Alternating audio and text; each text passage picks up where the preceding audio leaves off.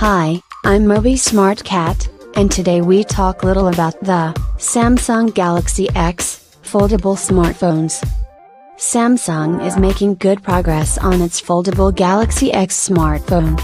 It has been going on and on about Project Valley for well over a year now, but we can't really say we mind.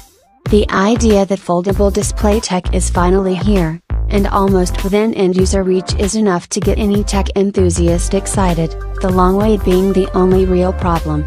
Luckily, it finally looks like Samsung is making actual progress on taking Project Valley out of the lab and into user hands. The Korean giant officially has a trademark for the Galaxy X moniker. This new model family has already been tied to Project Valley in more than a few leaks. The prevailing opinion seems to hint at two new headsets, Galaxy X1 and X1 Plus. Depending on the initial response to the new tech and the significant form factor revolution it brings with it, we can likely expect wider adoption next year.